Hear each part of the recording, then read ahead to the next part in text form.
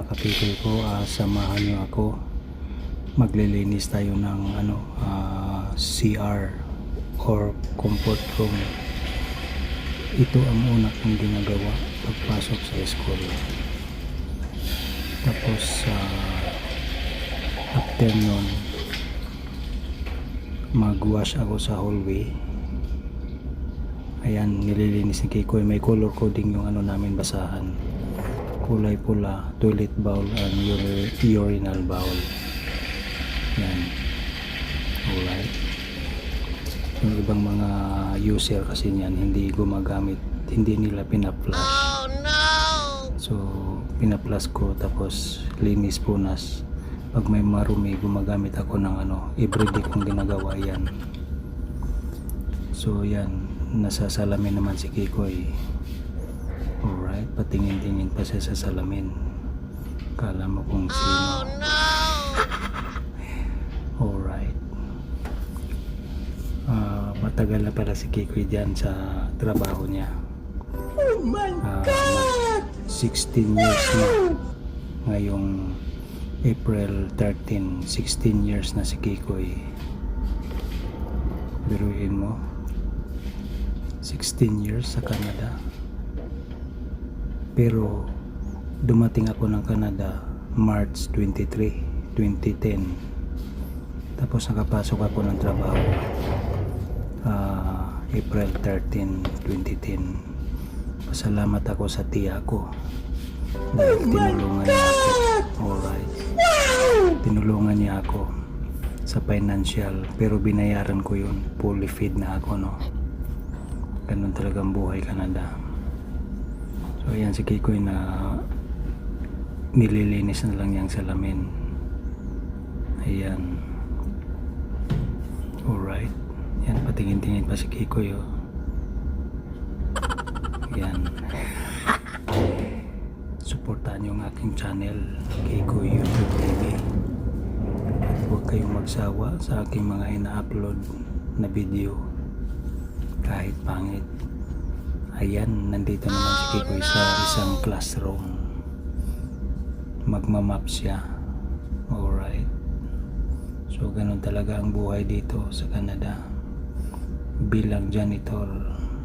Ang kagandahan janitor dito sa Canada, nakakabili ka ng bahay, nakakabili ka ng sasakyan, basta masipag ka lang. Alright. Yan, nasa ibang room na naman ako. So ang ginagawa ko, winawash ko muna, pinupush up or walis. Hindi naman ganong marumi, makikita nyo yan na hindi ganong marumi kasi well maintained ika nga everyday, no? From Monday to Friday.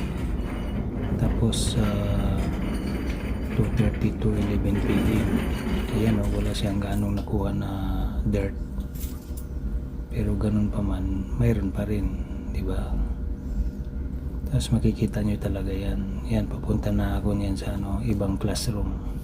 Pero imamap ko muna yon. Yan, o. Imamap na ni Kikoy. Alright. Ganun talagang buhay dito. Kahit anumang klaseng trabaho mayroon ka, mahalin mo. Kasi yan ang bibigay sa iyo ang araw-araw na gastusin, di ba? Alright. Ayan, o. Minamap niya na Kikoy. Yan, ang detergent niyan ay sanitizer. Alright. Sinasanitize niya yung bakterya. Alright. Sa 16 years ko, almost, kahit kailan hindi man lang ako sawa. Pagod na si Kikoy pero hindi pa sumusuko. Laban lang, Kikoy. Oh no! Ang goal ko kasi maging 21 years sa trabaho ko. Parang pag retired ko, maganda. sa bulsa. Kasi sa Pilipinas na ako magre-retire. Pupunta na lang ako ng Canada, bibisita sa mga anak kasi yung tatlo kong anak may sarili na bahay at lupa dito sa Canada. At saka may sarili na ring sasakyan. Alright. Yung iba sa Canada hindi naman hindi lucky. Kasi unang-una namimili. May kakilala nga ako hindi tumatagal sa trabaho, tumatalon, parang tipaklong, di ba? O yun, winawasin natin ko yung mayroong classroom na winawasing ko gamit ang auto scrubber. Yan yun, auto scrubber. Alright. Ayan easy peasy lang si Kikoy, para lang naglalaro, di ba? Masaya na ako sa pangaraw-araw kong gawain. Alright, laban lang Kikoy. May iba nga dyan nahihirapan kasi hindi nakapokus sa trabaho.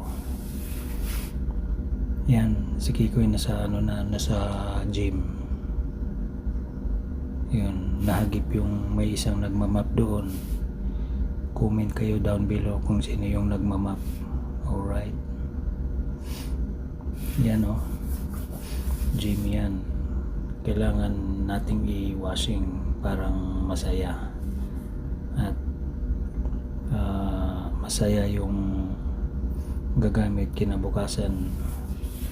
Alright. Parang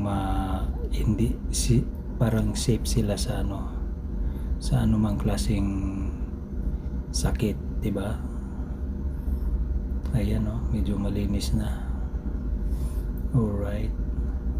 Yung na yan, auto scrubber, ako rin nagme-maintain. Pinapalitan ng squeegee at nililinis every Friday. Parang tumagal ng paggagamit, diba? O yun, medyo malabo yung camera ni Kikoy dahil basta alam nyo na. Thank you so much. Have a nice day everyone. Bye bye.